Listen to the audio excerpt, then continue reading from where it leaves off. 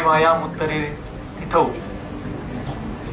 प्रभु श्री शिवरायस्य पदस्पर्शेन पावनीभूतः अस्मिन् पुण्यपत्तने वैद्य हरीश महोदयस्य जन्मदिने आयोजितः अस्मिन् समारम्भे अहं सर्वेषाम् अभिवादनं करोमि। एतत् मम अहोभाग्यं यत् अहम् अत्र उपस्थितः। अग्रिमे मम विचाराः अहं हिंदी भाषायां प्रकटीकरोमि। मुझे जो विषय दिया है वो त्वचा रोग और केश विकार, इनकी विविध संपर्क। तो चिकित्सा से फिर से हम निदान में जाएंगे। तो मैं जो बोलूंगा, यहाँ पे जो भी बात करूंगा वो ग्रंथ के बाहर नहीं करूंगा, इसलिए मेरी सारी पीपीटी संप्राप्ति का विषय है। तो कुछ रुग्ण के अनुभव भी बताऊंगा, पर जो सूत्रों के आधार पर ही हम आगे जाएंगे। मेरे आराध्य दैवत वैद्य के देवता अश्विनी कुमारों को मैं नमस्कार करके अभी आगे जाऊंगा। और इस जन्म में मुझे जो गुरु प्राप्त हुए हैं दो, जो मेरे भी अश्विनी कुमार जैसे है, वैद्य सर देशमुख सर और वैद्य धर्माधिकारी सर, जिनके कारण ही मैं अभी आपके सामने खड़ा होके कुछ बोलने की जरूरत करा, उनको भी नमन करूंगा और आगे जाऊंगा। प्रत्यक्ष संप्राप्ति देखने से पहले हमें कुछ चीजें देखनी है। अगर वो नहीं पता होगी तो संप्राप्ति पढ़ने का कोई अर्थ नहीं रहेगा। ये वाग्भट का वाक्य है और मेरा ये सवाल हमेशा रहता है कि क्या हमारा इस सूत्र के ऊपर विश्वास है। वाग्भट जी कहते हैं, दोषा एव ही सर्वेषां रोगाणां एक कारण। वो सर्वेषां में सभी आते हैं, वो आगंतुष भी आते हैं, वो बीजोपघातश भी आते हैं, हेरिडिटरी भी आते हैं। सभी दोषों के, सभी व्याधियों का एकमात्र कारण है दोष। ये कभी भूलना नहीं चाहिए कोई भी व्याधि की संप्राप्ति देखते समय। चरक जी उसके लिए कहते हैं, निजस्य तु मुखम वात पित्त श्लेष्मणम वैषम्यम। मुख का अर्थ है यहाँ पे कारण। आगंतु व्याधि के कई सारे कारण रहते हैं। कुछ उदाहरण अभी इससे पहले जो व्याख्यान हुआ उसमें देखे हमने। पर निज जो व्याधि रहती है उसके एक ही कारण है, वो है दोष वैषम्य। आहार विहार ये व्याधि का हेतु बहुत कम समय रहता है।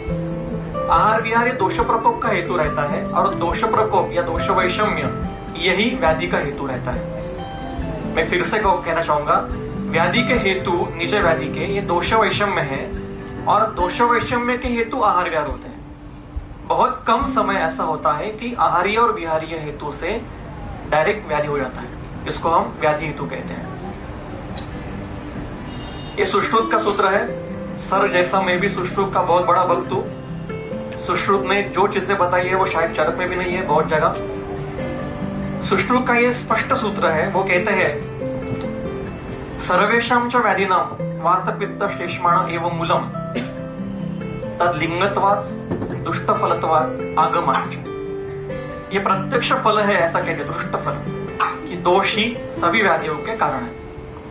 और आगे का जो सूत्र है वो सबसे हमारे लिए महत्व का है, क्योंकि आज जो व्यवहार में हम देखते हैं कि ये रसगत व्याधि है, ये रक्तगत व्याधि है, ये मांसव स्वतः का व्याधि है। व्याधि का गतत्व कभी होता नहीं है। हम कहते हैं कुष्ठ कोसा है, रसगत गया है, ज्वर मांसगत गया है। व्याधि रसगत हुआ है, इसका कहने का अभिप्रेत है दोष रसगत है जो व्याधि कर रहे हैं। और एक थोड़ा सा भ्रम है। आदरणीय वैद्य गोपाल राव बायवारू जी का एक आर्टिकल आयुर्वेद पत्रिका में आया और उसके बाद में धातुपाचक वातों का उपयोग चिकित्सा में शुरू हो गया। उनके शिष्य वैद्य वेणी माधव शास्त्री जोशी और वेणी माधव जी के शिष्य मेरे गुरुजी वैद्य धर्माधिकारी सर। तो धर्माधिकारी सर ने एक बार पूछा था कि सर, धातुपाक ये तो प्रक्रिया विकृति की है और दोषपाक ये चिकित्सा की कल्पना है, तो रसपाचक कर रहा है, इसका अर्थ है तो क्या मतलब, मुझे समझ में नहीं आ रहा है। तो वेणी माधव शास्त्री जोशी ने कहा कि रसपाचक इसका अर्थ है रसगत दोषों का पाचन। यहाँ पे मध्य लोप है। रसगत दोषों का पाचन करने वाला क्वाथ, रक्तगत दोषों का पाचन करने वाला क्वाथ। क्योंकि रसपाचक की तो विकृति कल्पना है। हम चिकित्सा से दोषपाक करते हैं, उसी प्रकार रसगत कौन हुआ है? व्याधि कभी रसगत होता नहीं, क्योंकि व्याधि एक कल्पना है। प्रत्यक्ष द्रव्य वहां पे जो जाने वाला है वो दोष ही है, क्योंकि दोषा एवं ही सर्वेषाम रोगाणाम एक कारण। तो सुश्रुत क्या कहते हैं? दोष धातु मल संसर्गात आयतन विशेषात निमित्ततः च एषां विकल्पः दोष दूषितेषु अत्यर्थम धातुषु संज्ञा। हम संज्ञा देते हैं कि रसजो अयम, शोणितजो अयम, मांसजो अयम, पर वो कौन है? रसज दोष व्याधि है। इसलिए टीका देखिए नीचे जो लाल रंग में की है, रसादि जो व्याधि इति अत्र रसादि स्थित वातादि दोषा लक्षण। इसलिए धातु कामित्व का विचार, धातु कामित्व किसका होता है? तो दोषों का ही होता है, व्याधि का धातु कामित्व होता नहीं है। अब संप्राप्ति में जाएंगे।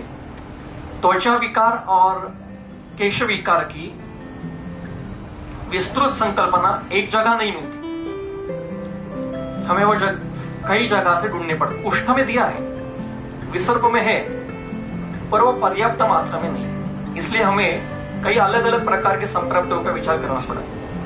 तो ये जो सामान्य संप्राप्ति है, यथा दुष्टेन दोषेण यथा च अनुविसर्पता निर्वृत्ति ही आमयस्यासो संप्राप्ति जाति आगति।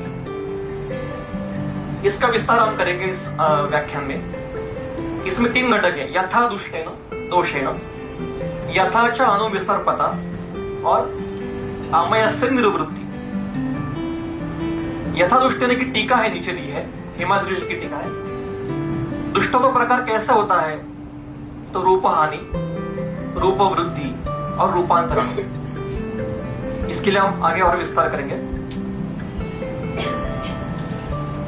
यथा दुष्ट ने यह सामासिक पद है, अलग अलग नहीं है। तो दुष्ट कैसे होता है दोष? अब हमारा अधिकरण आज का जो है वो त्वचा और केश स्थित है, तो दोष दुष्ट होने के लिए कुछ कल्पना हमें देखनी चाहिए, तो संक्षेप में देखेंगे। कुपितः च इति पदेन वातादयः सामान्येन क्षीणा बुद्धवा गृह्यन्ते और विकृति मात्र में वातादिना प्रकोप। प्रकोप का अर्थ सिर्फ वृद्धि नहीं है, क्षय भी है। यह अभी मेरा व्याख्यान का विषय नहीं है। जब निरूपण होता है तब 3-3 घंटे हम प्रकोप पे बोलते हैं, ये विषय अभी नहीं, इसलिए मैं संक्षेप में ले रहा हूं। वैषम्यम व्यवहार्यमाण स्वस्थ हेतु स्वमाना न्यूनत्वम अधिकत्वम। और रसवैशेषिक सूत्र नाम का ग्रंथ है, रसवैशेषिक सूत्र, उसका कर्ता है नागार्जुन। इससे लगता है कि यह ग्रंथ रसशास्त्र का है, पर यह ग्रंथ निदान का है, यह ग्रंथ निदान का है और चिकित्सा का है और द्रव्य गुण का है। क्या कहते हैं रसवैशेषिक? इसका सूत्र आगे और अच्छा है। स्वस्थानात् उन्मागमनम एतद् विधानम अयुक्तम। अपना स्थान छोड़ के अन्य स्थान में जाते हैं दोष, ये कहना ही गलत है, क्योंकि आत्मना स्थाने दोषाणाम व्याधिकरणम दृष्टम। अगर अपना स्थान छोड़ के अन्य स्थान में जाना मतलब प्रकोप है, तो वायु की प्रकोप की अवस्था पक्वाशय कटी शक्ति में नहीं होनी चाहिए, पर वहीं पे तो ज्यादा अतिरिक्त मात्रा में वात प्रकोप दिखाई जाता है, इसलिए बस्ती हम पक्वाशय में जाते हैं। और इसलिए प्रकोप की व्याख्या उन्होंने सिंपल कर दी, स्वस्थान वृत्ति प्रसंगा च्युति एवं प्रकोप। अपने स्वस्थान से, प्राकृत अवस्था से च्युत होना मतलब क्षीण होना या वृद्ध होना, इसका अर्थ प्रकोप। अब आगे नीचे रेड लाइन में देखिए, कहीं पे भी ग्रंथकार कोई भी बृहत्तरी का कोई भी ग्रंथ निकालो, वो दोषों को भूलते नहीं। परीक्षण कैसे करना चाहिए? अष्टांग संग्रह का सूत्र है, कली वाग्भटो ऐसा कहा है, और वाग्भट में हृदय पाठांतर के लिए और संग्रह पढ़ने के लिए। आजकल संग्रह कोई पढ़ता नहीं, जैसे सर ने कहा कि सुश्रुत पढ़ना चाहिए, मैं आह्वान करूंगा कि संग्रह भी पढ़ो, उस और बाद में पाठांतर हृदय का। तो वैशेष परीक्षा करने के लिए आतुर का परीक्षण करते समय उन्होंने कहा है, दोषस्य एकस्य, नीचे से तीसरी लाइन, दोषस्य एकस्य ही बहवः प्रकोप हेतवः। जिस विषय में मुझे जाना है कि त्वचा विकृति और केश विकृति एक ही प्रकार की संप्राप्ति नहीं है, और संप्राप्ति करना मतलब क्या है? नाम देना ये संप्राप्ति का अर्थ नहीं है। वो मेरा प्रयास है कि कैसे, और मैं कैसे करता हूं व्यवहार में, वो मुझे बताना है। तस्मात् यथा स्वलक्षण ही कर्मभिः बुद्ध्वा अपिशत् दोषम एवं अवगमयत्। कोई भी व्याधि हो, अधिकरण आज का त्वचा केश रोग है, दोषों को भूलना नहीं है। तद यथा कैसे करना है परीक्षण। दोष प्रकोप से हमें पता चला, पहला प्रारंभ में लक्षण देखे हमने कि कृष्ण अरुण वर्ण है तो वायु प्राय हो सकता है, पीत वर्ण है तो पित्त हो सकता है, शुक्ल वर्ण है तो श्लेष्मा हो सकता है। ये प्राथमिक निदान हो गया दोषों का। इसके आगे क्या करना है? अगर वात प्रकोप दिखाई दे रहा है तत् किम आहारेण कुपितो वायु, क्या ये आहार से कुपित है? किम विहारेण, क्या विहार सा हेतु है? क्या रुक्षेण? अब उसमें अंशात्मक विचार करना चाहिए आगे कि क्या गुण कौन सा है। रुक्ष गुण से वात प्रकोप है, लघु गुण से है, शीत गुण से है, साहस से हुआ है, वेगरोध से हुआ है, भय से हुआ है या शोक से हुआ है। हेतु देखना चाहिए और दोष और हेतु देखने के बाद ही हमें निदान समझ में आता है। और चिकित्सा आसान है, एक लाइन में दी है, तथा च तत् प्रतिपक्षम औषधम आशु सिद्धये संपद्यते। जो निदान आपका हुआ, बस वो जो गुण आपको मिला उसके विरुद्ध चिकित्सा करो, आपको आशु त्वरित चिकित्सा प्राप्त होगी। बस आगे इसी अध्याय में कहते हैं सप्ताहेन गुणालाभे क्रियामान्यम करे। कोई भी व्याधि में 7 दिन के अंदर आपको उपशय या फिर कुछ भी अच्छी उसकी प्रवृत्ति मिली नहीं चिकित्सा की, तो आप गलत है, आप चिकित्सा बदल दीजिए। 7 दिन ये दवाई लो, अब मरते दम तक दवाई लेनी है, आखिरी सांस ले रहे थे दवाई लो और फिर मर जाओ। ये आयुर्वेद की चिकित्सा नहीं है। ये गोली लो, मरते दम तक लेना है, ब्लड प्रेशर की गोली, थायराइड की गोली। 7 दिन के अंदर हमें उपशय मिलना चाहिए। ये वाग्भट का वाक्य है और वाग्भट का वाक्य है तो वो सत्य होगा। और एक घटक देखना चाहिए हमें संप्राप्ति का विचार करते इससे पहले, क्या व्याधि स्वतंत्र है या परतंत्र है। इसके कई संदर्भ है, संदर्भ आपके सामने है। स्वतंत्र इसका अर्थ जो दोष प्रकोप हुआ है उसके लिए उसके अपने हेतु है। मतलब वात प्रकोप है, वात प्रकोप के लिए वायु के अपने रुक्षादि गुणों का हेतु है तो वो स्वतंत्र है। पर आम प्रदोष हुआ है और वात प्रकोप हुआ है तो वो परतंत्र है। संतर्पण हुआ है और वात प्रकोप हुआ है, संतर्पण जन्य वात प्रकोप है तो वो परतंत्र है। स्वतंत्र और परतंत्र ये दुर्दैव से आज ना यूजी में ना पीजी में किसी भी पोर्शन में सिखाया नहीं जाता है। और मेरा ये अनुभव है, मैं गाडगिल सर का भी विद्यार्थी हूँ, मैं रमेश नानक जी का भी विद्यार्थी हूँ। जैसे बावड़ेकर सर जी ने कहा कि मैं कंफ्यूजन हूँ बहुत सारे लोगों का, तो मैं भी बहुत सारे लोगों का कंफ्यूजन हूँ। भैयाराव गौतम जी के पास भी पढ़ा हूँ, कृष्ण शास्त्री चुनेकर जी के पास भी पढ़ा हूँ। तो सबसे मैंने एक ही बात सीखी है कि स्वतंत्र और परतंत्र को भूलना नहीं। स्वतंत्र और परतंत्र ये दोषों की चिकित्सा की या कोई भी व्याधि की चिकित्सा की है। दुर्दैव से ये पोर्शन में पढ़े नहीं जाते कॉलेजेस में। मैं एक उदाहरण बताना चाहूंगा। मेरा एक मित्र नई नई प्रैक्टिस शुरू की थी और धर्माधिकारी सर जी के पास में पढ़ाई कर रहा था। उसी साथ पुनः भी प्रैक्टिस थी नारायणपेट में। तो वो इंजीनियर, मेरा मित्र इंजीनियर कर रहा था।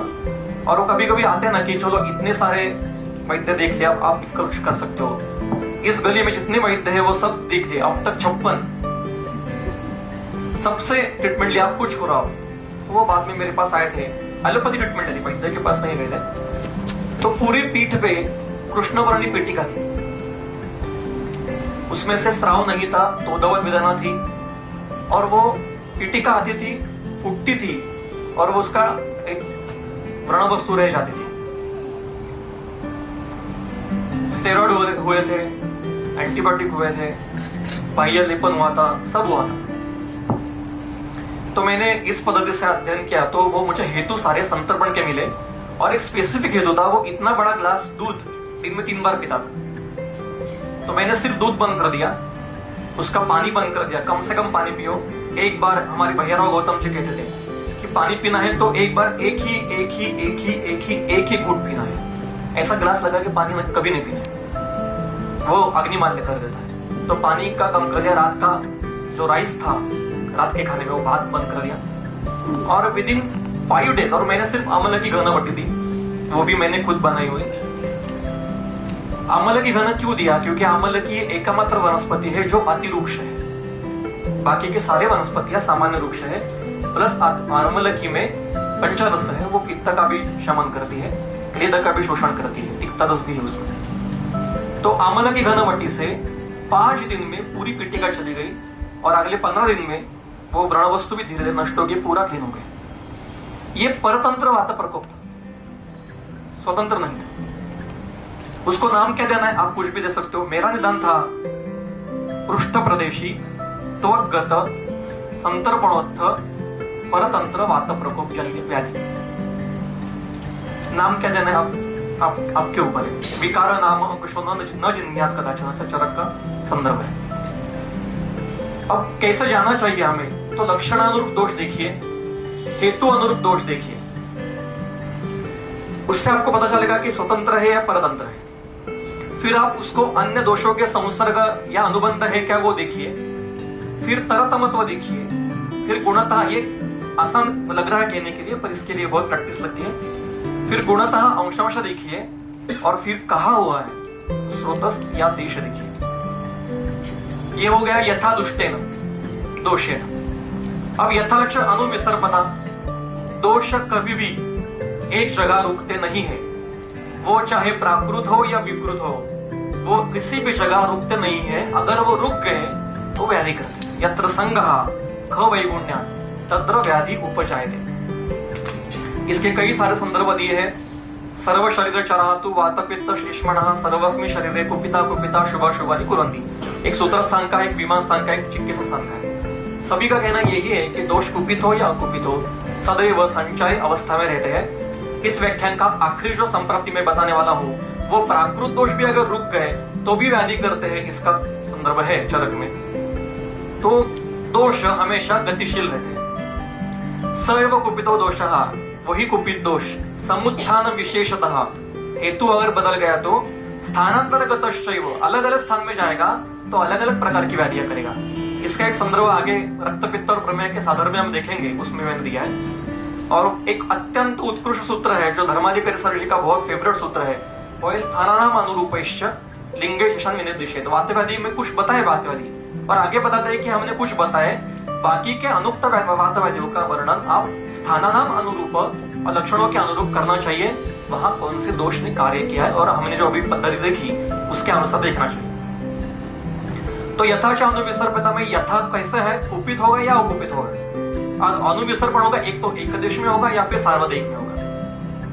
अब आज का जो अधिकरण है, फिर से मैं तो कहना चाहूंगा कि त्वचा और केश विकार की संप्राप्ति आज के व्याख्यान का अधिकरण है। इसलिए आज हम देखेंगे कि ये जो अनुविसर्पण है ये त्वचा, केश और तत्स्थ रस रक्तादि अन्य सदस्यों में यह हमारा आज का स्थान है। तो पहले लेक्चर में सर ने ये व्याधि त्वचा के 7 लेयर के नाम दिए थे। तो अवभासिनी में गत स्रोतसाम दोषाश्रया, अवभासिनी जो लेयर है वहां पे जो स्रोतस है वहां पे अगर दोषों ने जाके स्थान संश्रय ले लिया तो सिद्ध पंचम कंटक हो जाएगा। तो अवभासिनी में सिद्ध पद्म कंटक होता है, इतना ही बताया है। इसके बीच में जो अनुक्त है वो मैंने यहाँ पे लिखा है। वहां पे दोष जाके बैठेंगे शरीर में संचार करते हुए और फिर ये रुक गए वहां पे तो सिद्ध पद्म कंटक करेंगे। ऐसे ही 7 त्वचा के लिए समझना चाहिए। अब त्वचा और केशलोम ये आज का विषय, तो कुछ चीजें उसके लिए पता रहनी चाहिए कि त्वचा ये मातृश शारीर भाव है तो केशलोम पितृश शारीर भाव। त्वचा ये मांस का उपधातु है, त्वचा स्नेह ये मज्जा का मल है, त्वक दुर्गंध और कंडु स्वेद वृद्धि से होता है, ये भ्राजक पित्त का स्थान है, मांसव स्रोतस्थ का मूल है, रक्तवह रसवह स्वेदवह का स्थान है और रक्त प्रदोष विकार यहाँ पे होते हैं त्वचा में। केश ये पितृ शारीर भाव है, अस्थि का किट्ट है और किट्टात केश नखादया पुष्यन्ते, ऐसा चरक का बहुत अच्छा सूत्र है। मेदसार स्निग्ध केश ये लक्षण है मेदसार का, ये पार्थिव शारीर भाव है, वेदना रहित शारीर भाव है। फलित ये रस प्रदोष विकार कहा गया है और केशलोम श्मश्रु दोष है अस्थि प्रदोष विकार कहे। ये बेसिक है, इसका हमें ध्यान रखना चाहिए। अब कुष्ठ और विसर्प की संप्राप्ति, अब अलग अलग संप्राप्ति में यहाँ पे बताऊंगा क्या कितने प्रकार से त्वचा विकार या केश विकार हो सकते हैं। देखिए शास्त्र की ये सौंदर्यता देखिए हमारे, वो कहते हैं नच एकांते निर्दिश, कभी एकांतिक विचार मत करो। अलग अलग प्रकार से कम मैंने पढ़े जो कि अभी इस व्याख्यान के लिए, तो कम से कम 52 प्रकार के त्वचा विकार संप्राप्ति मुझे प्राप्त हुई है। सभी यहाँ पे बताना पॉसिबल नहीं है। मैं कुछ जो महत्व की है उसके बारे में बताऊंगा। ऐसे ही यकृत विकार के संप्रति कम से कम 78 प्रकार के यकृत विकार चरक सुश्रुत भागवत में अलग अलग प्रकार से मिलते हैं, जिसका एक आर्टिकल आयुर्वेद पत्रिका में मैंने लिखा है यकृत विशेषांक में, वो आप कभी भी रेफर कर सकते हो। तो पहली संप्रति है कुष्ठ। अब कुष्ठ से व्यवहार में आज लेप्रोसी लेते हैं, इसलिए हमारा निदान कभी भी कुष्ठ नहीं होना चाहिए, हमारा निदान त्वचा विकार होना चाहिए। क्योंकि आप निदान करोगे कुष्ठ और पेशेंट को पता चलेगा तो मार खाने की नौबत आएगी। व्यवहार में कुष्ठ को लेप्रोसी को कुष्ठ कहते हैं, और हमारे शास्त्र में त्वचा पे कोई भी विकृति हो उसको कुष्ठ कहते हैं, पर व्यवहार में हमें निदान करना है त्वचा विकार। यहाँ पे भी संप्रति में कहा है त्रयोदोषः युगपत प्रकोपापद है। युगपत है, यह सान्निपात नहीं, ये तीनों दोष परतंत्र है। स्वतंत्र दोष प्रकोप के हेतु कुष्ठ में ज्यादा नहीं है। हेतु मैंने दिए नहीं यहाँ पे, क्योंकि हेतु का विषय बावड़ेकर सर जी के पास था। तो मैंने संचय के आगे की अवस्था हमने दोनों ने तय किया था कि संचय तक वो कहेंगे, संचय के बाद का प्रकार मैं कहूंगा। तो उससे क्या होता है, पहले दोषों का प्रकोप होता है, तीनों दोषों का। जो हेतु दोषों को प्रकोपित करने वाले हैं उनसे ही शैथिल्य आता है। इसके बारे में थोड़ा विस्तार करेंगे हम। त्वचा, रस और लसिका मांस में शैथिल्य आता है, इसका अर्थ क्या है। आगे अवस्थापाक का एक सूत्र मैंने दिया है। अवस्थापाक में अगर मधुर और अम्ल अवस्थापाक अतिरिक्त मात्रा में होगा तो पार्थिव और अप्य परमाणु की अतिरिक्त मात्रा में निर्मित होगी। शरीर में जलीय अंश ज्यादा बढ़ेगा, वो शरीर में व्यायाम की गति से सर्व शरीर संचार रहेगा, क्योंकि क्लेद का संचार होना चाहिए सर्व जगह। अगर वो अतिरिक्त मात्रा में बढ़ेगा तो सर्व जगह पे क्लेद अतिरिक्त मात्रा में होगा। तो जैसे हम रोटी बनाते समय पानी डालते हैं पीठ में, अगर ज्यादा मात्रा में डाल दिया तो क्या हो जाता है, कीचड़ हो जाता है। वैसे ही शरीर में धातुओं में क्लेद बढ़ता है, इसी को हम कहते हैं अभिष्टन, और उसी को कहते हैं त्वगादयः चत्वारः शैथिल्यम् आपत्ति। उनमें जो एक बंध होना चाहिए वो जल का अतिरिक्त मात्रा में होने से शिथिल हो जाता है। ये प्रमेय की भी प्राथमिक अवस्था है, और इसलिए प्रमेय के बाद कुष्ठ दिया है। जब तक आपको प्रमेय समझ में नहीं आता तब तक कुष्ठ समझ में नहीं आएगा, और जब तक रक्तपित्त समझ में आता तब तक प्रमेय समझ में नहीं आता। उसकी लिंक है एक दूसरे में। तो तेषु शिथिलेषु, ऐसे शिथिल हुए धातुओं में दोषः प्रकुपितः स्थानम अधिगम्य। दोष संचारी अवस्था में प्रकुपित, अभी तक व्याधि नहीं हुई है, प्रकुपित है। जब धातु या स्रोत शिथिल हो जाएगा तब वहां पे जाके दोष बैठेंगे, स्थान संश्रय करेंगे, तब संतिष्ठमानः, ये प्रेजेंट कंटिन्यूअस टेंस है, एक दिन में नहीं होगा ये। ऐसे रुकते रुकते रुकते हुए कुछ काल के बाद तान एवं, अभी तक सिर्फ रुके हैं, अब आगे क्या करेंगे, त्वगादीन दूषयन्ति, अब वो उनको दुष्ट करेंगे। प्रमेय में अगर आप संप्रति देखोगे, आगे दी है मैंने, सेम संप्रति है, सिर्फ धातु अलग है और दोष चेष्मा है। यहाँ तीनों दोष है।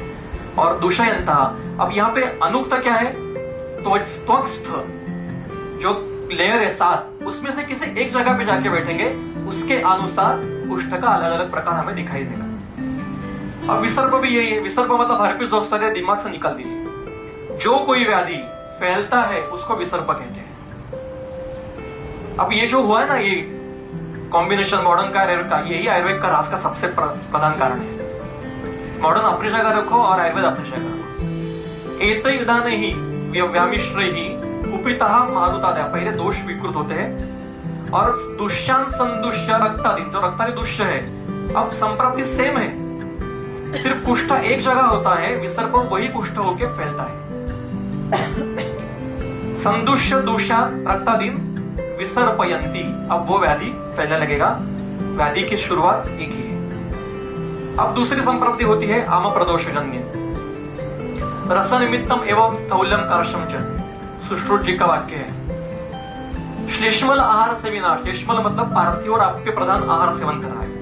अध्यशनशीलिना, बार बार अग्नि का विचार न करते हुए चरे वैती ऐसा खा रहा है। अव्यायामिना, बिल्कुल व्यायाम नहीं, चेष्टानाश, मतलब पहले ऑटो क्या कहते थे, किक लगानी पड़ती थी गाड़ी को, अब ऑटो स्टार्ट आ गई है, इतना चेष्टानाश है। पहले कूटना पड़ता था, बटन घुमा रहे हैं। पहले टीवी और फैन उठ के बंद करने पड़ते थे, अब हम रिमोट से बंद कर रहे हैं। नसीब मानिए अभी तक आया नहीं, शायद आगे आएगा कि गाड़ी कॉर्नर पे खड़ी है, घर के बाहर एक ऐसी कोई पट्टी आ जाएगी अंदर, आपको ऐसे उठाएगी और फिर से लेके गाड़ी पे बिठाएगी। इतना शैथिल्य चेष्टा अभी तक तो नहीं आए, पर शायद भविष्य में आ सकता है, क्योंकि ये व्याधियां उससे ही होती है। चेष्टा नाश, चेष्टा द्वेष, बहुत चेष्टा द्वेष। दिवा स्वप्न रतस्य, दिवा स्वप्न का अर्थ हमें लगता है दोपहर का खाना खाने के बाद सोना, वो तो है ही, पर दिवा स्वप्न मतलब सूर्योदय से सूर्यास्त तक कभी भी सोना। अगर सूर्योदय 6 बजे है और हमारा उदय 8 बजे है, तो हर रोज 2 घंटे का हम दिवा स्वप्न कर रहे हैं, वो आम प्रदोष करेगा, केशवपित्तज व्याधि करेगा। ये हेतु ढूंढने चाहिए पेशेंट में, ढूंढने चाहिए हेतु, क्योंकि वो बहुत आज के कारण में क्या कहते हैं अनुक्त हेतु ऐसे ढूंढने चाहिए। और इनके व्याधि, ऐसे व्याधियों में क्या होता है, आम एवं अन्न रसा, जो वो लोग जो भी खाएंगे, कितना भी पथ्य दो आप उनको दो, कितना भी उबाल के दो, कुछ भी करो, उनमें जो अन्न रस होगा वो आम ही निर्माण होगा, अपरिपक्व होगा। आम अन्न रस कैसे उत्पन्न होना चाहिए, सूत्र संख्या 28वें अध्याय में 3 नंबर के श्लोक में है चरक के, वो अभी मेरे व्याख्यान का विषय नहीं। और आगे कहा है मधुर तरश्च, मधुर मतलब पार्थिव और अप्य, मीठा नहीं। उस आहार रस में पार्थिव और अप्य महापरमाणु की आधिक्य रहेगा, क्योंकि आप अग्नि कार्य नहीं कर रहा है और कटुतिक्त द्रव्य नहीं ले रहे, क्योंकि अध्यशनशील है, शेषमल आहार है, तो कटुतिक्त ले ही नहीं रहे, तो वायव्य और आग्नेय घटक निर्माण कैसे होंगे। सिर्फ सैलड खाओ, सिर्फ लिक्विड डाइट करो। एक बार क्या हुआ, मेरे पास में एक पड़ोस में मेरी आंटी रहती है, वो आई कि एडी में दर्द है, टाच असते ना, टाचेमध्ये खूप वेदना है, तो बहुत डॉक्टर हुए थे, पेन किलर हुए थे, कुछ इंजेक्शन पे हो गया था और इसमें डॉक्टर के पास जाके, पर कुछ उपयोग नहीं हुआ। तो मैंने कहा क्या करते हो, उन्होंने कहा कि मैं पूरी दिनचर्या उनकी ली, मैंने मेरी जो पद्धति है धर्माधिकारी सर जी ने बताई जो है, तो मुझे समझ में आया कि सुबह उठने के बाद वो बहुत पानी पीते हैं, 2-2 ग्लास इतने बड़े बड़े लेके। मैंने कहा आप क्यों कर रहे हो, ये कब से शुरू किया, वो 1 महीने से शुरू किया है। मैंने कहा क्यों कर रहे हो, मैंने वो कर रहे ना, तो करीना कपूर का एक इंटरव्यू पढ़ा मैंने, उसमें उन्होंने कहा था कि 0 फिगर चाहिए तो आप सुबह उठ के व्यायाम करके बहुत पानी पियो। उन्होंने व्यायाम करना ये छोड़ दिया, क्योंकि वो उनके लिए हितकर नहीं था ना, मतलब वो प्रिय नहीं है, हमेशा जो प्रिय होता है वो हितकर नहीं होता। वो पानी पी रही थी, मैंने कहा ऐसे 0 नहीं, पूरा 0 फिगर हो जाएगा आपका। और पानी काम कर रहा था वो। अब पानी ये हेतु है क्या, हाँ है, पानी सिर्फ बंद कर दिया और कुछ भी दवाई नहीं दी, क्योंकि वो पैसे देने वाली नहीं थी, दवाई कुछ नहीं दिया। और कभी कभी ऐसे प्लासिबो भी करना पड़ता है, सिर्फ पानी बंद कर दिया और 3 दिन में उनकी पेन कम हो, और वहां पे वैवरण भी शुरू हुआ था। अब ये परतंत्र था, ये भी आजकल 99% व्याधि ये परतंत्र ही होते हैं।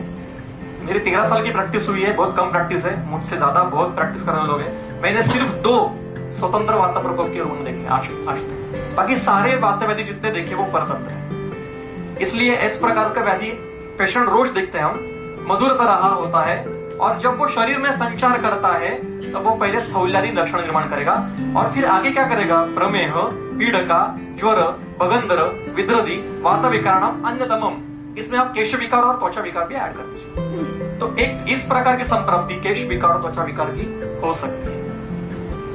इसी सूत्र है दूसरा, दुष्यति अग्नि सदुष्ट अन्नम न तत्पचति लघु अपि, जहां जहां पे अपि आता है, च आता है, वा आता है, वहां वाक्य शेष लगाना चाहिए। लघु अपि न पचति, इसका अर्थ मतलब क्या अर्थ है, गुरु नाम अपि न पचति, तो वो लघु अन्न भी नहीं पचाता, अग्नि दुष्ट होता है। अपच्यमानम, ऐसा न पचता हुआ, ये फिर से प्रेजेंट कंटिन्यूअस टेंस है, कुछ दिन लगेगी इस समय संप्राप्ति में। उसको शुभ तत्व आता है, वो पड़ा रहेगा शरीर में, उसको शुभ तत्व आएगा, शुभ तत्व मतलब उसको अम्लत्व आएगा, और फिर उसको विषरूपता आएगा, इसको आमविष कहते हैं। जब ये आमविष शरीर में संचार करेगा, बीच में बहुत बड़ा सूत्र है, मैंने नहीं लिया है, जितना हमें अभिप्रेत है, रसादि में अगर वो गया, अगर ये शुक्त हुआ आमविष रसादि स्रोतों में जाके रुक गया, तो उस स्रोत की व्याधि करेंगे। अगर स्वेदभव रसभव में गया, रक्तभव में गया, त्वचा स्थित गया तो त्वचा विकार करेगा, अस्थिभव में गया, केश के नीचे जो स्रोत है वहां पे गया तो केश विकार करेगा। अब दूसरी संप्राप्ति है, तीसरी संप्राप्ति है अवस्था पाक की विकृति से। इसमें 2 संप्राप्ति आपको मिलती है, स्वतंत्र वात प्रकोप की और स्वतंत्र क्लेदजन्य की। इसका थोड़ा सा प्रियम्बल मैंने कर दिया है। ये सूत्र सुश्रुत का इतना बड़ा लगा कि हमारे क्लिनिक में लगाना चाहिए सूत्र, इतना इंपॉर्टेंट सूत्र है। पहले सुश्रुत कोई पढ़ता नहीं, अगर पढ़ा तो शारीर पढ़ते हैं, सिर्फ एनाटॉमी वाले और सर्जरी वाले, या जो शालाक्य का आते पढ़ते। सूत्र स्थान कोई पढ़ता नहीं, स्टैमिना किसी में नहीं, अभी नहीं रहा। और 46 में भी तक अगर कोई गया तो 527 श्लोक तक कोई नहीं। इसलिए सुश्रुत का सूत्र स्थान पीछे से पढ़ना चाहिए, क्योंकि आखिरी के 100 सूत्र जेम है। अग्नि वह स्वतः का वर्णन है इस आगे पीछे के सूत्र में। जरूर पढ़िए आखिरी के 100 सूत्र सुश्रुत के सूत्र संख्या आखिरी अध्याय के। अविदग्धः कफम पित्तम विदग्धः, यह अवस्थापक का सूत्र है। पवनम पुनः सम्यक विपक्वो निस्सारः आहारः परिब्रूह है। अब इसकी टीका जो डल्लन की वो अन्वय के साथ दी है। अविदग्धः इति मधुर आहार, मधुर मतलब मीठा नहीं, पार्थिव और अप्य प्रधान ऐसा आहार श्लेष्मा का पोषण करता है। पित्तम विदग्धः अम्लीभूता, अम्ली मतलब खट्टा हुआ आहार नहीं, आग्नेय और पार्थिव ऐसे परमाणुओं का जो अधिक हुआ आहार क्रमशः आगे जाके पित्त का पोषण करेगा, और फिर आगे शेष रह गया वायवीय और आग्नेय, उसको कटु अवस्थापक कहते हैं। यह रसों के अवस्थापक नहीं है, ये महाभूतों के अवस्थापक है, इसलिए तिक्ता अवस्थापक नहीं है, लवण अवस्थापक नहीं है। 3 ही दिए। रसों का नाम हमेशा ध्यान में रखना चाहिए कि ग्रंथकार जहां जहां संप्राप्तियों में या अन्य जगह रसों के नाम देते हैं वहां उसके महाभूत देने चाहिए, रस नहीं देने चाहिए। तो ये प्राकृत हो गया। अब इसमें क्या, अगर कोई श्लेष्मल आहार सेवन करेगा, बारंबार पार्थिव और अप्य लेगा, कटु और वायवीय, कई पेशा हम देखते हैं कि खाने के लिए जो छोक लगाते हैं उसमें से सरसब भी बाजू करके खाना खाते हैं। इतना द्वेष है उनको कटु आग्नेय और वायव्य के, आजकल हुआ है, और इससे संतर्पण की व्याधि बढ़े। तो क्या हो जाएगा, मधुर और अम्ल अवस्था पर बढ़ेगा और क्लेद बढ़ेगा। इसकी संप्रति मैंने बताई।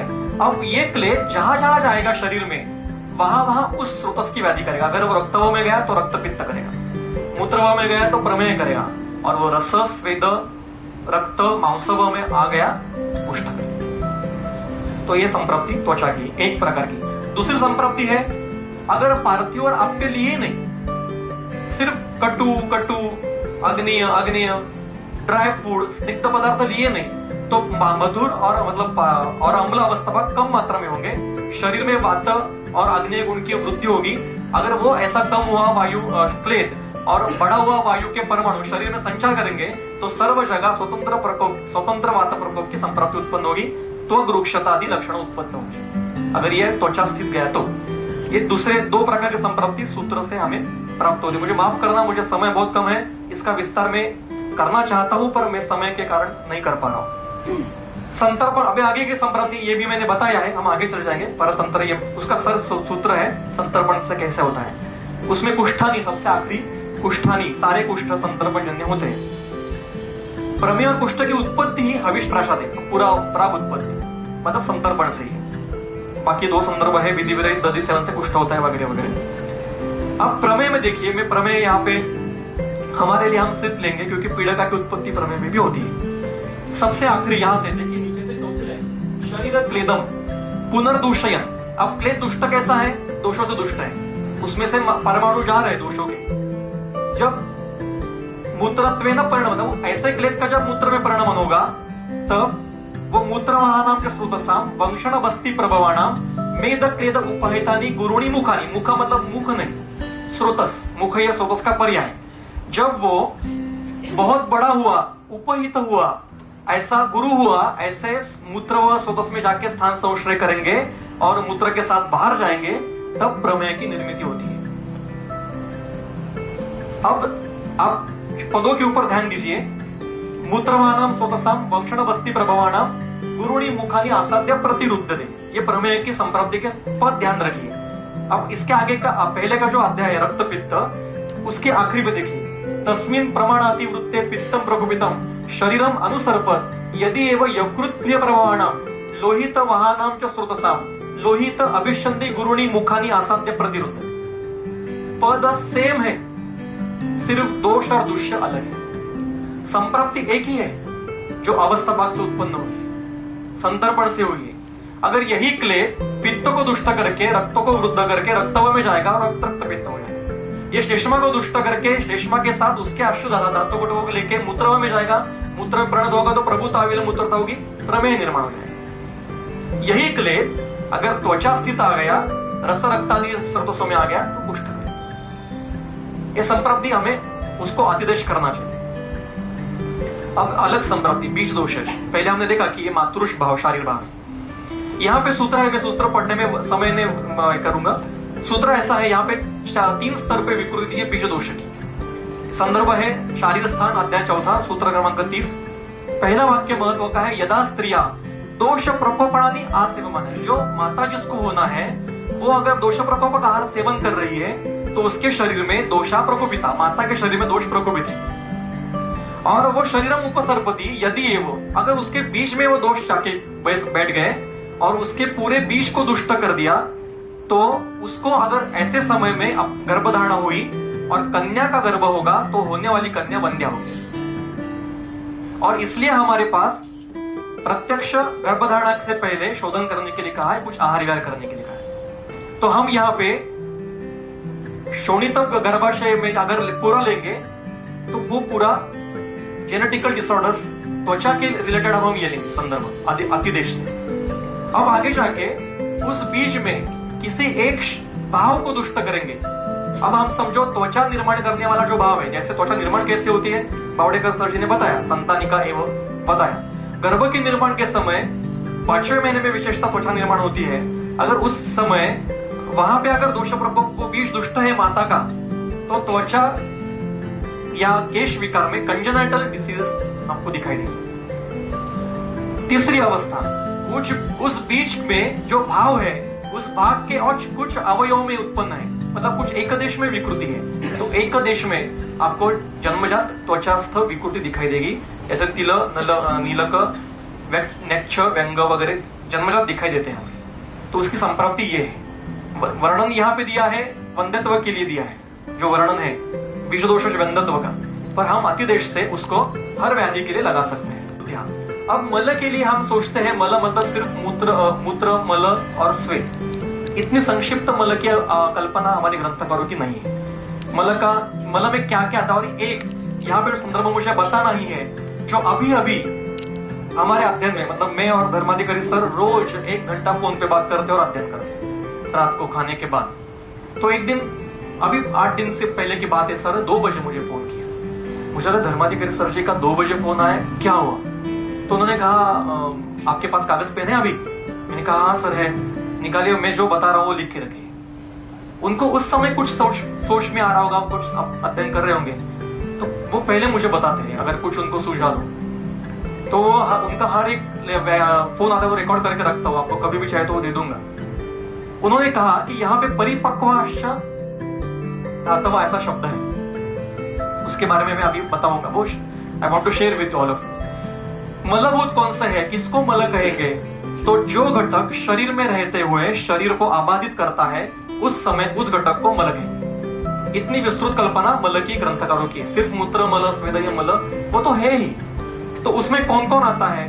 शरीर छिद्र, छिद्र मतलब स्रोतस, शरीर के स्रोतसों में, वो भी कैसे है? बहिर्मुखा स्रोतस। जो बहिर्मुखी स्रोतसों है उसमें अलग अलग जगह उत्पन्न होने वाले, मतलब कर्णमल, नासामल, नेत्रमल, इनको भी मल कहते हैं। और आगे का शब्द है परिपक्वाश्च धातवाः। इसकी टीका है आगे बीच में, देखिए परिपक्वाश्च धातवाः इति पाकात् पूयतां गतः शोणितादयः अपि मलाख्य। धातुओं में अगर पाक उत्पन्न हो रहा है तो उस समय उनको मल कहते हैं, ग्रंथकार कहते हैं। अब इसको समझना कैसे है? इसके 2 अर्थ है। एक तो मल धातु में पाक हो रहा है, मतलब उनमें क्लेद क्लीन की अवस्था उत्पन्न हो रही है, गैंग्रीन की अवस्था अगर आ रही है तो उस समय वो उसको काट डालना चाहिए। दूसरा एक सूक्ष्म अर्थ जो धर्माधिकारी सर जी ने मुझे 8 दिन पहले बताया, शायद वो गलत हो सकता है क्योंकि वो अध्ययन का विषय है, पर जो विषय मन में आया है वो आपके सामने रखूंगा, आप मुझे बताइए कि सही है गलत। ऐसा सर ने भी कहा कि आपका व्याख्यान तो ये विषय रखिए। परिपक्वाश्च धातवः, और धातु में पाक होता है और अगर उसको मल स्वरूप आ रहा है, इसका अर्थ क्या? शरीर में उत्पत्ति, स्थिति और लय ये क्रमशः चल रहे हर परमाणु में। जैसे एक सिंपल उदाहरण मॉडर्न का लेते हैं कि आरबीसी डेवलप होता है, आरबीसी निर्माण होता है, उसकी लाइफ साइकिल 120 डेज की है। आफ्टर 120 डेज वो डेड हो जाता है और उसकी रिप्लेसमेंट दूसरा आरबीसी लेता है। ऐसा ही अतिदेश करके इसको शरीर में, इसको स्वभाव परम में ग्रंथकार ने हमें बताया है कि उत्पत्ति के लिए कारण है पर नाश स्वभाव से होने वाला है। शरीर में जितने सारे परमाणु हैं उनको एक अपनी लाइफ साइकिल है, वो अपने अपने काल में नष्ट हो जाते हैं। धातु का कोई भी, रक्त का परमाणु है, रस का परमाणु है, मांस का परमाणु है, अस्थि का परमाणु है, उसका जितनी आयु है शरीर में घूमने की और रहने की और कार्य करने की, वो खत्म होने के बाद भी वो अगर शरीर में पड़े रहे तो उसको मल कहते हैं। और ये जो धातु घटक रहते हैं, जो धातु कार्य करने के बाद शरीर में नष्ट हुआ, अभी उनका कार्य खत्म हुआ है, अब इनको सृष्टि में जाना चाहिए, लोक से सृष्टि में जाना चाहिए, क्योंकि उनको फिर से परिवर्तन करना है। वो नष्ट कहाँ होंगे? एक तो स्वेद से, उच्छ्वास से, मूत्र से, मल से बाहर जाएंगे, और जो लीन या सूक्ष्म परमाणु के स्वरूप में पड़े रहेंगे उसको हम शोधन से बाहर निकालते हैं। और अगर हम खुद शोधन नहीं करेंगे, किसी को शोधन नहीं करेंगे, तो ये मल स्वरूप हुए धातु उनका परिणाम पूरा हुआ है, पाक पूरा हुआ है, अब वो उनका कार्य खत्म हुआ है, वो उनका अस्तित्व का जो उद्देश्य था वो खत्म हुआ है, पर फिर भी वो शरीर में अवस्थित है। तो ऐसी अवस्था में शोधन नहीं किया तो वो मल स्वरूप शरीर में रहते हैं और वो व्याधि करते हैं। कैंसर की तो यही अवस्था है। अगर सिद्धांत लगाना है कैंसर की तो ये एक भी लगा सकते हो। इनका शोधन करना चाहिए। तो शोधन नहीं किया तो अनेक प्रकार की ऐसे मल स्वरूप व्याधियां उत्पन्न हो सकती है। इसमें त्वचा विकार प्रधान है, क्योंकि स्वेद में दोष जाना, ऐसे दोष जो मलिन हुए हैं वो जाते धातु घटक। आगे का मल है प्रकुपिताश्च वात पित्त चष्मणा। जब दोष प्रकुपित होते हैं उनको मल कहते हैं। कई जगह संदर्भ है, ये अलग व्याख्यान का विषय फिर से, वो अभी उसमें हम नहीं जाएंगे। और आगे का वाक्य है कि अन्यपि, जो कुछ हमने बताया, अन्यपि केचित् शरीरे तिष्ठन्तो भावः शरीरस्य उपघाताय उपपद्यन्ते तान् सर्वान् मलं संचक्ष्मे। गर्भ जब मृत हो जाता है तो गर्भ को मल कहा है, शल्य कहा है, तो उनको निकालना चाहिए। तो ये मल वृद्धि से होने वाले त्वचा विकार ऐसे हो सकते हैं। अब एक और बन्नट, जिसको मराठी बन्नट कहते हैं, संदर्भ। आप मुझे बताएं चक्रपाणी का काल क्या है? चक्रपाणी 10th 11th सेंचुरी, उनके ऊपर एलोपैथी का कुछ प्रभाव था? इस विचारों का नहीं था। फिर भी चक्रपाणी क्या कहते देखिए। अगर टीका, लेटेस्ट टीकाकार है ज्योतिष चंद्र सरस्वती, उनके ऊपर थोड़ा सा आधुनिक शास्त्र का प्रभाव है तो वो दिखाई देता है उनके टीका में अगर पढ़ी तो। पर चक्रपाणी के समय तो एलोपैथी थी नहीं, तो उनके ऊपर यह प्रभाव पड़ने की कोई भी शक्यता नहीं है। फिर भी चक्रपाणी क्या कहते हैं, पहले हम खालित्य की संप्रदाय देखेंगे। तेजो अनिलाद्यैहि सह केशभूमिं दग्ध्वा। अब इसका अर्थ समझना है। तेजो अनिलाद्यैहि, इसकी टीका देखिए। तेज शब्देन देहोष्मा अभिमता। शरीर में जो उष्मा बढ़ा है उसको तेज कहेंगे। वो वातादि दोषों के साथ, मतलब उष्मा अलग है पित्त से, वातादि दोषों के साथ ये बढ़ा हुआ उष्मा केश भूमि को दग्ध करता है, मतलब वहां जाके रुकता है, स्थान संश्रय करता है। तब आशुम खलतिम नरस्य केशम न खलति, केश का पतन हो जाता है। ये सामान्य संप्रति खालित्य की है। दग्धवा केश भूमि का अर्थ है ये उष्मा के परमाणु और दोषों के परमाणु केश भूमि में जाकर रुकते हैं और वहां पे संप्रति निर्माण करके फिर उसका खालित्य होता है। अब उष्मा के लिए चक्रपाणी दो अर्थ बताते हैं, वो देखेंगे। ये संदर्भ है ज्वर निदान अध्याय 1। जीर्ण ज्वर की जो सामान्य चिकित्सा दी है कि जीर्ण ज्वर में घृतपान करना चाहिए, तो उसमें क्यों करना चाहिए, इसकी जो सूत्र है उसकी नीचे टीका है। दूसरे लाइन से पढ़ेंगे, ज्वर हेतु पित्तोष्मा ज्वर प्रभावेन वर्धते। ज्वर में जो पित्तोष्मा बढ़ता है, देहोष्मा बढ़ता है, वो दो प्रकार से होता है। सप्रभावः ज्वरस्य दोष दुष्य विशेषात्मकस्य। जब दोष, विकृत दोष और शिथिल धातु इनका संश्रय होता है, सम्मोषणा होती है, तो शरीर में उष्मा बढ़ता है। ये निज ज्वर की जो ऐसी संप्राप्ति है या लक्षण है, वैसे ही केशभूमि दग्धवा में निज संप्राप्ति ये हो सकती है कि दोष विकृत हुए, पित्त प्रधान दोष और रक्त प्रधान दोषों को उन्होंने सम्मोषित कर लिया और केशभूमि में जाके उनको दग्ध कर दिया, खालित्य हो गए। ये एक हो गई। अब दूसरा आगे का जो संदर्भ है, मुझे मतलब ये लगता है कि चक्रपाणी का एक बहुत ही अत्यंत विशेष संदर्भ है। वो कहते हैं तथा ज्वरः त्रिपाद त्रिशिरः इत्यादि उक्त प्राणी विशेषस्य ज्ञेयः। अगर शरीर में कोई सूक्ष्म प्राणी, सूक्ष्म भूत जो त्रिपाद त्रिशिर आदि वर्णन उसका किया है, ऐसा उसको ज्वर ही कहते हैं, उसका शरीर में प्रवेश हो गया तो शरीर में देहोष्मा बढ़ता है। इन्फेक्शन का वर्णन है ये, सारे इन्फेक्शन डिसीज का वर्णन है। और हमें आप इतने सारे सब लोग, मैं कार्य देखता हूँ, इनका फोटोज देखता हूँ। आपने पेशेंट देखे होंगे कि केशभूमि के पास सूक्ष्म जंतु मिलता है, कुछ दृश्यगम्य होंगे, कुछ अदृश्यगम्य होंगे। तो उनकी संपत्ति ये है कि ये क्या करते हैं, प्राणी शरीर में जाएगा सूक्ष्म जंतु। भूत का अर्थ है ये भूत, ये भू भवती मतलब अस्तित्व में रहना, ऐसे धातु का भूत कभूधावी है। इसका अर्थ है अस्तित्व में रहना। हम सब भूत हैं। भूत का अर्थ, भूत विद्या का अर्थ जो है उल्टे पैर वाला, पेड़ पे रहने वाला, सफेद कपड़े पहनने वाला, कभी कभी सिनेमा में सीरियल में आके डराने वाला, ये भूत अभिप्रेत नहीं है। हमें आयुर्वेद में इस भूत का कहीं पे भी वर्णन नहीं है। भूत विद्या का अर्थ है सूक्ष्म जंतुओं के इन्फेक्शन से होने वाले व्याधियों की चिकित्सा। तो ये सूक्ष्म प्राणी शरीर में जाएगा, देहोश में बढ़ेगा, दोषों के साथ ये देहोश में बढ़ा हुआ केशभूमि में जाएगा, खालित्य कर देगा। ये लिंक्स लगानी चाहिए संप्राप्ति की। एक वर्णन है खालित्य में, एक वर्णन है ज्वर में। और संचारी अवस्था में अगर हम पहले पढ़ेंगे नहीं तो कभी समझ में नहीं आएगा कि दोष वहां जाते कैसे हैं। तो ये अलग प्रकार की संप्राप्ति है।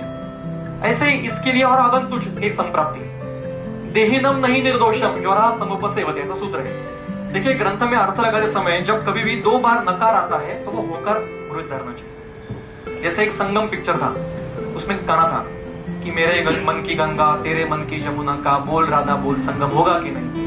तो वो वैजंती माला कहती है नहीं, कभी नहीं। इसका अर्थ हाँ।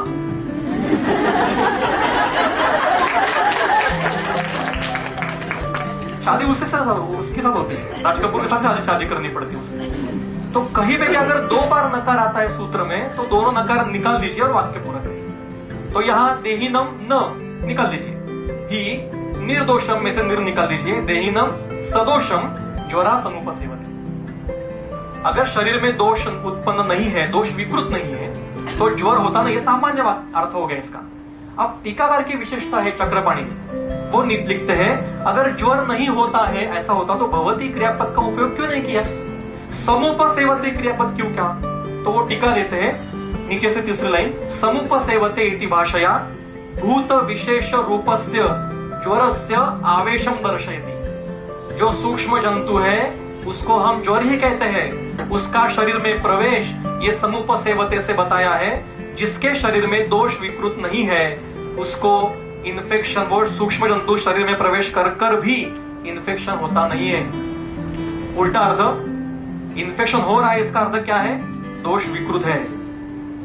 अगर दोष विकृत है तो ही इन्फेक्शन बैठता है, या तो वो जंतु जाएगा और मर जाएगा, उसका कार्य खत्म होकर, व्याधि नहीं करेगा। तो ऐसा ही अगर सूक्ष्म जंतु कोई शरीर में गया और संप्राप्ति अगर रस स्वेद त्वचा इसमें गई तो त्वचा विकार, इन्फेक्शियस त्वचा विकार हो सकते हैं, या फिर केश के विकार इन्फेक्शन के कारण होने वाले हो सकते हैं। इसकी जो कथा दी है चरक में 2 जगह कथा है। मुझे प्रश्न हमेशा सवाल आता है कि चरक जैसे मेडिकल या सुश्रुत जैसे जो मेडिकल विषय के ग्रंथ है, इसमें कथा क्यों आई। ये कथा हमेशा रूपकात्मक होती है, ज्वर में भी है और राजेश में भी। तो क्या हुआ कि सृष्टि के निर्मिति के समय जैसे मनुष्य आदि की निर्मिति हो गई, वैसे ही सूक्ष्म जंतुओं की भी निर्मिति हो गई। तो निर्मिति के बाद उन्होंने शंकर जी को कहा, तमुवाच क्रोधाग्नि मुक्तवान देवम अहम किम करवाणी, अब मैं क्या करूं, आपने मुझे निर्माण तो कर दिया, अब मैं करूं क्या। तो उसको तम उवाच ईश्वरः क्रोधम ज्वरः लोके भविष्य, आप ज्वर लोक में जाओ और ज्वर हो जाओ, जन्मादो निधने वो छोड़ दीजिए अभी, और अपचारांतरेषु जो अपचार करेगा आप उसको शरीर में प्रवेश करो और व्याधि करो। तो जो अपचार करता है उसको ही इन्फेक्शन बैठता है।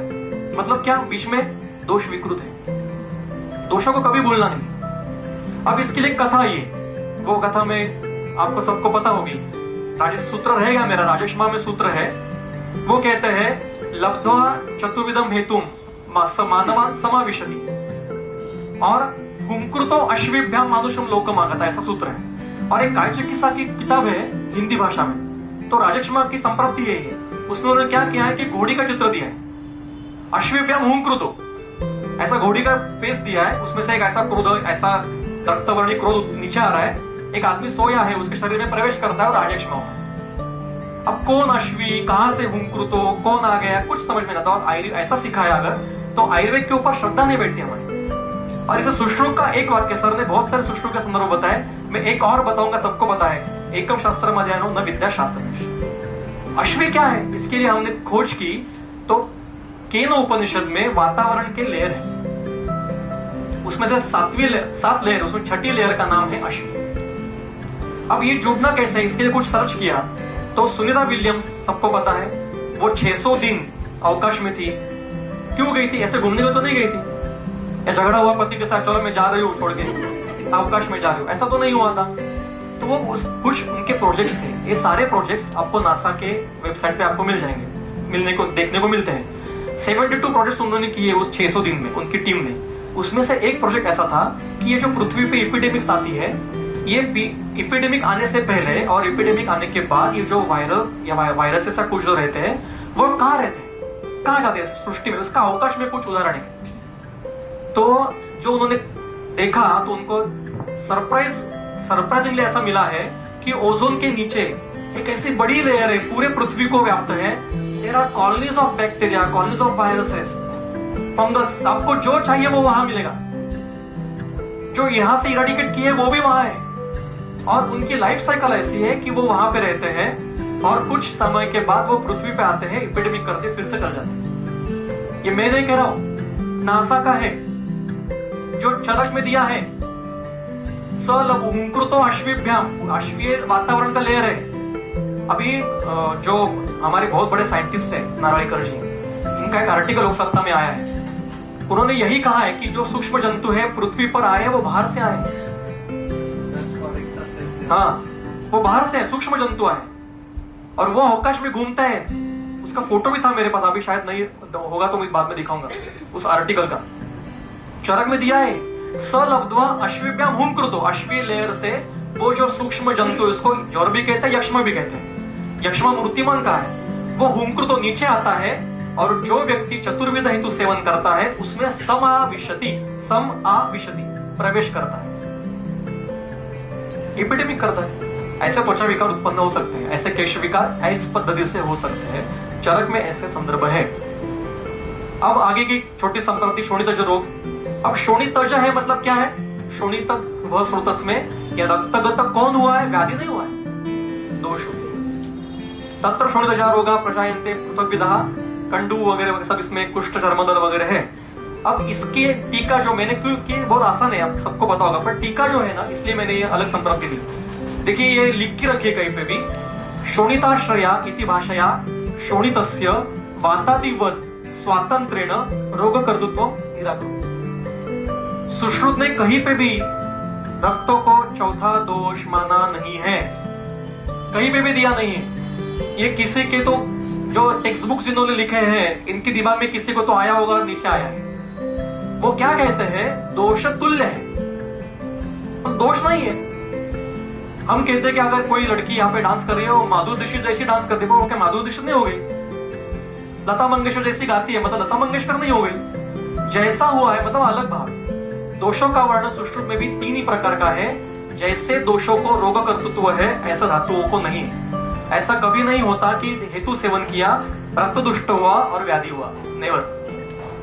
पहले दोष ही विकृत होंगे, फिर दुष्ट होंगे। इसके लिए मैं एक उदाहरण देना चाहूंगा, थोड़ा समय जाएगा, फिर मैं 2 मिनट में बताऊंगा मैं हम क्या उदाहरण लेते हैं। कि समझो एक 60 बच्चों का क्लास है, मैं रोज सिखाता हूँ, मैं बहुत गंभीर प्रवृत्ति सिखाता हूँ, ऐसा अगर है, ये सर बहुत गंभीर है। मैं एक दिन गया और मैंने कहा चलो आज हम नाड़ी सीखने के लिए ताल का ज्ञान चाहिए, इसलिए हम डांस करेंगे। सब आयुर्वेद के लिए करना है, जो करना है आयुर्वेद के लिए करना है। डांस क्यों करना है, ताल सीखना है। तो पहले लोग बच्चे बोले कि आज ठीक तो है सर, क्या हुआ, उन्मत्त बिन्मत्त तो नहीं हुआ उनको, रोज तो चरक पढ़ाते, आज डांस करने के लिए बोल रहे। तो सब बेंचेस हटा दिए और मैंने गाना लगा दिया मोबाइल में। तो 60 बच्चों में से कोई 1, 2 या 3 ही ऐसे रहेंगे जो पहले डांस करना शुरू कर देंगे, जिनको दिखाना है कि मैं कितना पैशनेट हूँ, कितना दूसरों को इंप्रेस करना है वगैरह वगैरह, जो कुछ है मैं देखो किसी डरता नहीं हूँ। ऐसे जिनको करना है, जो पहले थोड़े से बिगड़े हुए हैं, वही पहले डांस करना शुरू कर देंगे। बाकी के लोग उनको देख के फिर हाँ सर कुछ बोल नहीं रहे, चलो मतलब सचमुच डांस सीखा, ट्रैप नहीं है कुछ ये, फिर धीरे धीरे धीरे एक एक जुड़ने लगेंगे। कुछ लोग ऐसे रहेंगे कि मन में तो लड्डू बहुत फूट रहे नाचना है, पर मेरी इमेज तो स्टूडियस है, मेरी इमेज खराब हो जाएगी, मैं स्टूडियस हूँ, श्लोक इतने पाठ है, वो पाठ है, 5,000 श्लोक पाठ है, 10,000 श्लोक पाठ है, नाचू कैसे मैं? नाचना तो है मन में बहुत। तो वो क्या करते हैं, जैसे लेक्चर खत्म होने आएगा वो ऐसे बैठ के देखते रहेंगे, नको तू कर, ऐसा करते रहेंगे, और जैसे बाकी के लोग नाच के थक जाएंगे, इनको जोश आएगा। ऐसे शरीर में होता है, हेतु उत्पन्न होने के बाद पहले जो विकृत होते हैं उनको दोष कहते हैं, दोषों के कारण क्रमशः दुष्ट होते हैं उनको दुष्य कहते हैं, और आखिरी में जो व्यक्त होते हैं उनको मल कहते हैं। जैसे राजेश्मा में अभी सब चला गया, सिर्फ पुरुष में अभी अवष्टम्भ करना है, प्रमेह में सब चला गया, धातु सब क्षीण से हो गए, अब आपको सिर्फ शरीर में चरक कहते हैं, शरीर कषाय हो गया, कषाय मतलब पार्थिव और वायवी हो गए, अब उसके ऊपर आपको रक्षण करना है उसको। ये आखिरी में व्यक्त होते हैं मन, सब होने के बाद। इसलिए दोषों को कभी भूलना नहीं है, द्रोग कर्तृत्व दोषों को ही है, धातुओं को मलों को नहीं है। ये इतनी बड़ी टीका है यहाँ। रक्तपित्त अगर स्तंभन कर लिया तो कुष्ठ हो जाएगा, वर्णनाश हो जाएगा रक्तपित्त में। त्वक दोषा, ग्रंथा, शोफा, रोगा, शोणितजा, ये रक्तमोक्षण जो हमेशा करता है उसको कभी ये विकार होते नहीं। इसका अर्थ क्या है, रक्तमोक्षण नहीं किया तो दोष त्वक दोष्टि हो सकती है, ये संप्राप्ति है दूसरी। अब जो मुझे बताना है आखिरी संप्राप्ति है एकदश प्रकोप। ये सबको कंठस्थ है सूत्र, व्यानेन रसधातु ही विक्षेपो उचित कर्मणा। अपना उचित कर्म करने के लिए, उचित मतलब प्राकृत कर्म, प्राकृत कर्म करने के लिए व्यान सर्व शरीर में संचार करता है। मतलब क्या, व्यान कैसा है, रस कैसा है, प्राकृत है। प्राकृत कर्म करने वाला रस घूमता है, मतलब रस कैसा होगा, प्राकृत है। मतलब अधिकरण किसका है, प्राकृत रस का वर्णन चल रहा है, वो कैसा घूमता है वो वर्णन नीचे की, योगपद सर्वथा अजस्रम देहे विक्षेप सदा, ऐसा घूमता हुआ क्षिप्यमाण, ऐसा प्राकृत रस धातु व्यान की गति से अपना प्राकृत कर्म करता हुआ, शरीर में संचार करता हुआ, यत्र ख वैगुण्य सज्जति, जहां पे ख वैगुण्य से रुक जाता है, तत्र विकृति करोति। अब देखिए घूमने वाला रस कैसा है, प्राकृत है, ख वैगुण्य हुआ है, रुका कौन, प्राकृत रस धातु, और व्याधि कर दिया रस प्रदोष। ये अर्थ किसी भी टेक्स्ट बुक में नहीं मिलेगा आपको। इस सूत्र कहां आता है, क्रिया के टेक्स्ट बुक में रसरत संबंध में आता है। और नीचे की जो लाइन है वो कोई पता नहीं, दोषाणाम अपि च एवं स्यात् एक देश प्रकोप। जैसा रस का वर्णन किया है ऐसा ही अन्य शारीरिक भावों का भी वर्णन है। रस निकाल दीजिए, रक्त रख दीजिए उसमें, रक्त भी घूमता है प्राकृत कर्म करने के लिए, खवे गुण से रुक गया तो व्याधि करेगा। मांस घूमता है, खवे गुण से रुक गया तो मांस हो गया तो व्याधि करेगा। ऐसे दोष भी प्राकृत अवस्था में शरीर में हमेशा संचारी अवस्था में रहते हैं। अगर ख वैगुण्य से कहीं पे रुक गए, ख वैगुण्य दो प्रकार से होता है, एक स्वतंत्र वात प्रकोप से होता है और एक स्वतंत्र श्लेष्मा पित्त से होता है। यह अभी विषय का, ये व्याख्यान का विषय नहीं है व्हाट इज ख वैगुण्य, इसलिए हम उसका विस्तार नहीं करेंगे। स्रोतो वैगुण्य हो गया, उस वहां पे अगर जब प्राकृत दोष भी जाकर रुक गए तो वो व्याधि करते हैं, इसको एक देश प्रकोप कहते हैं। अब ये एक दोष देश प्रकोप का अर्थ ये प्रैक्टिकली रोज देखते हैं हम व्यवहार में, पर उसका अर्थ पता होना चाहिए। एक देश का एक अर्थ है किसी एक जगह या एक प्रकार की संप्राप्ति है, एक देश तंत्र युक्ति एक प्रकार की संप्राप्ति है। पर एक देश का एक गर्भित अर्थ और भी ऐसा है कि देखिए आप कोई भी व्याधि निकालिए, चाहे वो शल्य का हो, चाहे शालक्य का हो, चरक कायिक चिकित्सा का हो, स्त्री रोग का हो, उसमें प्रधान लक्षणों के साथ ऐसे भी लक्षण देते हैं कि त्वक नख नयन वदन मूत्र पितता, त्वक नख नयन वदन मूत्र आरक्त वर्णता, पारुष्य, या त्वक नख नयन वदन श्लुकता, स्निग्धता, ऐसे लक्षण दिखाई देते। ये लक्षण कौन करता है, जब दोष विकृत है। हमने देखा यथाचानु विसर्पता में एक तो कुपित दोष है या प्राकृत दोष है। अगर दोष कुपित है और वो संचारी अवस्था में जाके किसी एक जगह रुक गए तो वो व्याधि करते हैं, और वो संचारी फिर भी चल रहे हैं बाकी जगह भी, तो ये नख नयन आदि में वो पित्त शुक्ल आदि लक्षण उत्पन्न करेंगे। करने वाला व्याधि तो उत्पन्न हो गया, पर दोष तो संचारी है तो वो अन्य लक्षण भी करेंगे।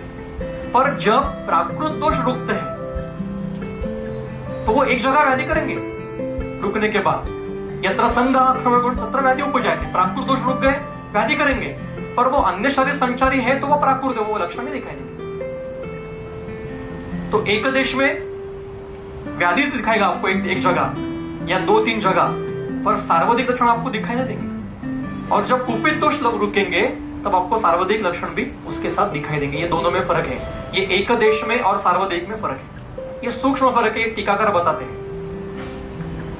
इसकी टीका अरुण दत्त की है, यही सूत्र वाग्भट में है, शारीर के तीसरे अध्याय में। और अरुण दत्त कहते हैं एवं क्षेप्याणाम, सभी नहीं पढ़ूंगा, सिर्फ नहीं पढ़ूंगा, एवं क्षेप्याणाम, ऐसे घूमते हुए स्वभाव स्थानम प्राकृत दोष अपि अस्वातंत्र्यात्, मतलब पारतंत्र से विकारकारित्व भवति। क्या हमारा इनके सूत्रों के ऊपर विश्वास है? अगर नहीं होगा तो कठिन है। पहले विश्वास रखिए, जैसे सर ने कहा मंत्रवत संप्रयुक्त, पहले विश्वास रखिए, व्यवहार में आपको पता होगा। कृमि उपघात बात, अभी ये आपको पता है कृमि से व्याधि होता है, ये अभी हम छोड़ देंगे। स्रोतोरोध ये भी देख लिया हमने।